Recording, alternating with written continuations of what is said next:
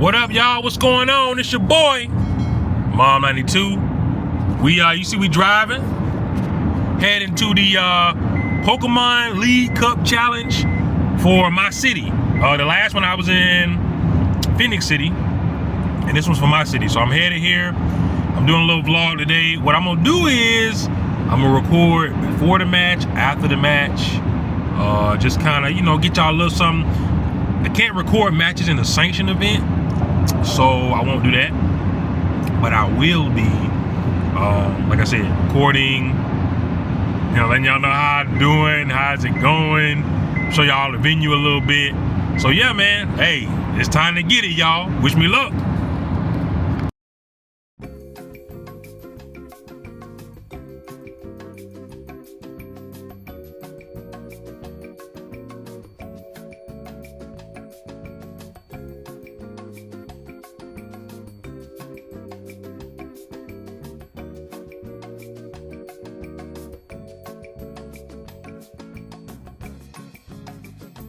First match, I went against something that was a little off meta. It was like a Kofu deck. I'll show y'all what it was, but it was kind of weird. But I won my first match, so right now we 1-0 going into the next match.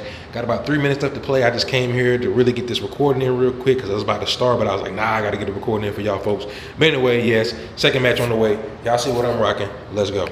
All right, so tournament's over. Second match, I got bopped by Kunkelder, as he pronounced it. I like to say Kunkelder, but Kunkelder got destroyed.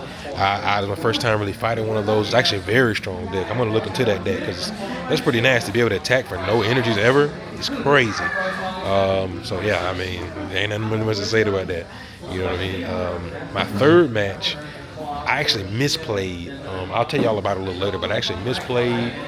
I was supposed to do something before I did something, but I didn't do that, so I couldn't do what I was trying to do, and so I just had to stall it out for the tie, and we ended up getting fifth. So, it is what it is, but it was, had my fun and getting better for next week. So, yeah. So you guys seen the, vlog side of everything. You saw the venue look like. I kind of talked about the matches a little bit, but now it's time where we get serious. You know what I'm saying? You see where we're at, right? You see where we're at. I don't know about anybody else, but if it was good enough for Goku and Vegeta, it's good enough for your boy. We gotta always train in the hot bottle time chamber. So what I'm gonna do, right, is I'm gonna break down the decks that I went against, and we're not gonna necessarily go through the whole list. Well, we're not gonna go through the whole list. We're gonna talk about the stars of the decks. So in my first match, I went against it was a Carbominable, Veluza. I think it was 3 cards: Carbominable, Veluza, and Kofu. Actually, we're going to talk about 4 cards. We're going to add in a Brilliant Blender. So let's talk about this deck for a second. This deck is a off meta, kind of like a one prize for the most part deck, because you're killing. Those are the stars of the deck, in my opinion. And Kofu kind of makes the deck work. And this is the first, my first match, and it's definitely a little off meta. And it's kind of, you could say, weird because, you don't really have to use energy, a lot of energy for this deck, because once you get rid of Kofu, because each of these cards, Veluza and Carbominable, every Kofu in the graveyard or in the discard pile means you don't have to use an energy. So for Veluza and Carbominable, and getting the Kofus out fast is kind of the way you want to do it, by either using them, because it's not a bad card. As you can see it, you discard, you put cards on the bottom of your deck to draw. It's not bad. And then you have Brilliant Blender. Now, Brilliant Blender lets you choose as many cards as, I believe it's 5. Yes, it's 5. And once you do that, you can discard all 4 Kofus, 3 Kofus, however many you have. And that's just 3 less energy you have to use on these 2 cards. So I want to say that deck for me was a weird matchup. I was able to take it, but I don't know. Going to the next season, one prizers that hit pretty hard might be the move. Who knows? One prizers, and it just depends on how the format goes. I do think the deck is weak versus Dragapult EX, being able to move those counters and kind of mess with his back line a little bit, because he also used a card called Tatsugiri, And Tatsugiri allows you to look at the top 7, draw a supporter if you find one. And it's just thinning the deck, thinning every turn. He was able to put a rescue board on that, and it was just, anytime I kill something, bring it up, search, push it back, bring the other one up, search. I mean, it was a nice strategy. Like I said, he was able to thin the deck really nicely, kind of get to where he wanted to get. And Carbomandable hitting for 250 is no joke. So, I personally think that was a good deck. It just, it didn't work out in his favor this time, but I definitely have played him before and I've lost to that deck. So, it can win. I don't think it's bad at all.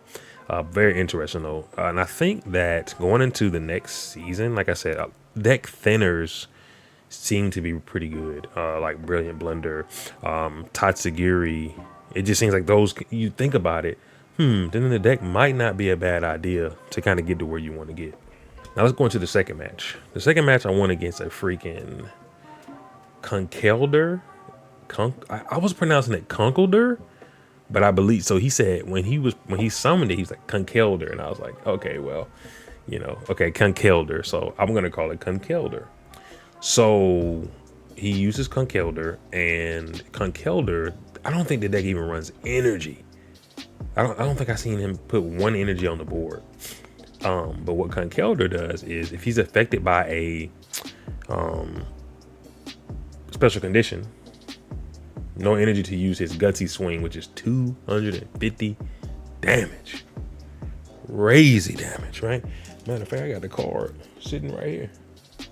Kunkelder, 250 damage, right? And the way that he's getting the special conditions is by Brute Bonnet. And Brute Bonnet has to have something attached to him, but you're going to get it. So Brute Bonnet can poison both actives, right? Gives Kunkelder the easy swing for 250.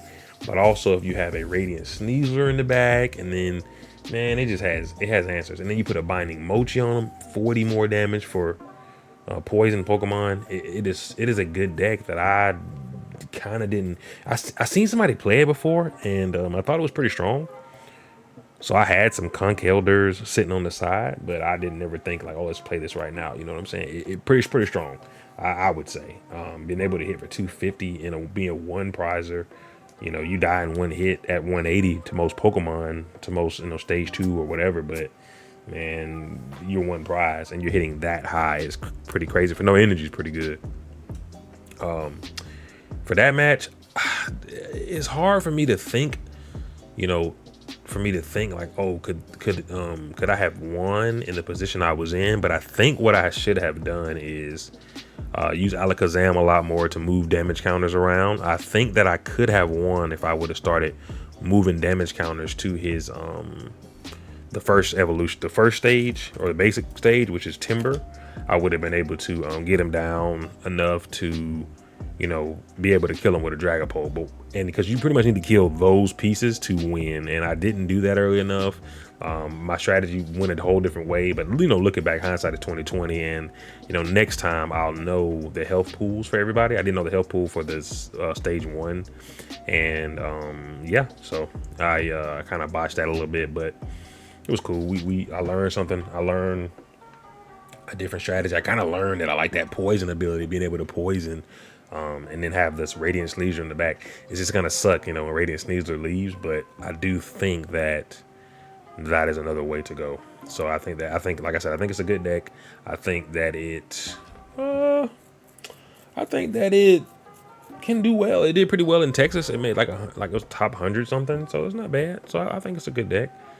I don't know how good it's gonna be next season, but it's a deck that I'm definitely looking into. I'm trying to see, how strong one prizes are going to be that swing that high. So this is another one prize pretty much deck that swung very high.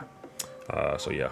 Now my last match I went against, the only star for this deck in my opinion was Tinkaton EX. Tinkaton EX, crazy damage. 30 damage for each card in your hand. I think at one point he might have had like, oh my God, like 18, 19 cards in his hand. You know what I mean? It's just swinging for big damage. Man, there was one. So really quick. So that's the star of the deck in my opinion. That, and he also had a freaking Dunsparce. It's a new card where he was drawing pretty well, and yeah, he was drawing pretty well, and he had Dunsparce, and that seemed pretty nice too. Dunsparce, and then he actually evolves to Dunsparce. Like, what is that? But yeah, draw, get this, get that, pretty well. I thought it was pretty nice, and yeah, those actually look very well to me. But outside of that, I think that the deck Tinkaton EX seems like it'll be strong with a lot of draw power. Seems like it's strong, and I actually had a play, so I'm gonna explain to y'all how I could have won. Alakazam does 20 damage for each card in your opponent's hand, right? He had 15 cards in his hand. Tinkaton EX was 300. I was supposed to Night Stretcher, pull back my Alakazam from the discard pile, summon him, then use Crispin to get the energy from my deck to my hand, put one down, put another one down, Alakazam, move Alakazam up to the active position, swing for 300 because he had 15 cards in his hand, and Tinkaton EX only has 300. He would have died. He wouldn't have had what he needed because I only had 3 prizes left. I would have had 2 prizes there. He didn't have another attacker other than it wouldn't have mattered. I would have won off of that pretty much. And I misplayed, did things in a different order, but this is why we're in the Hyperbolic Time Chamber, because we want to learn from these things. We want to get better.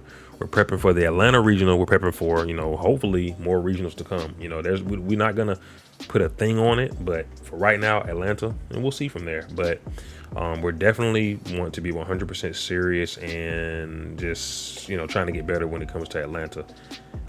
We want to learn the rules. We want to be a stickler for the rules when we get there, and just maybe and I'll start doing that more when we go to these League Cups and everything like that. But those are my 3 matches. I went 1-1-1. I got fifth place. Not too bad, but definitely can do better. I kind of got caught off guard by the Tinkaton EX doing that much damage, and then the Conkeldurr, I just didn't know how strong that was going to be. Because the last one I fought, I just kind of beat him in the first turn. He only had 1 Pokemon, the game was over. Didn't really get to see the power of it, right? And nobody really plays it, so yeah, But yeah, those are the matches, and yeah, appreciate you guys tuning in and listening. This is where we're going to be, Hyperbolic Time Chamber, to learn, to get better. Yes, but anyway, leave a like on the video, leave a comment, let me know if you guys like this kind of content, like to see the vlog side, like to see me talk about the things, let me know. Other than that, man, subscribe to the channel. I got a few new subscribers recently. I appreciate you guys subscribing, appreciate you guys, commenting, everything like that, man. I really do. Thank you guys. And, subscribe to the boy because it's free 90 free. And it just helps your boy out, man. Peace.